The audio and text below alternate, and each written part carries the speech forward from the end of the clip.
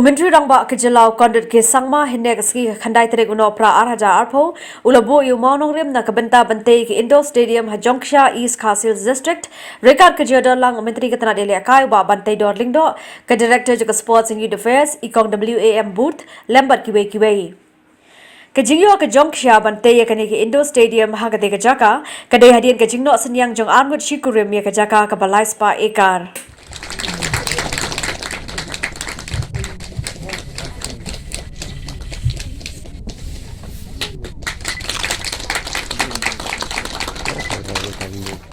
Nakaliang Myntri Rangbah ialehkai juga jylla wa Banteidor Lyngdoh ulapan bau ke jingsko kemen ba ke Jongksha kalayo ke indoor stadium. Itu kena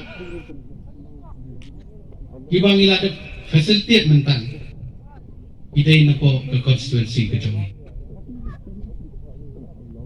Bat ong ba ke Jongksha bat ke than jongi umdan kena ialehkai kalong ko papakala.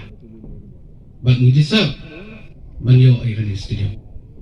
Nasno ban ai kublai kerpang ya kinong song jong ke Jongksha.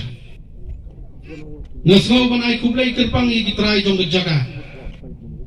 Ibala kulo ay ban ai sumubha. Bantay ya gani ke stadium hangni po snong Jongksha.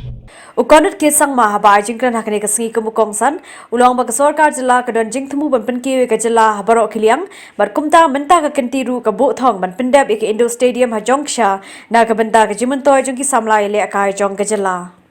We are all here to see the final outcome of that in terms of the work beginning for this indoor stadium. And as I mentioned, that this will not just be a stadium that will be of benefit to the people of Jongksha or for Mawnongrim constituency, but it will be an infrastructure that will facilitate and help sports people from throughout the state. Meghalaya state is going to complete 50 years in 2 years' time.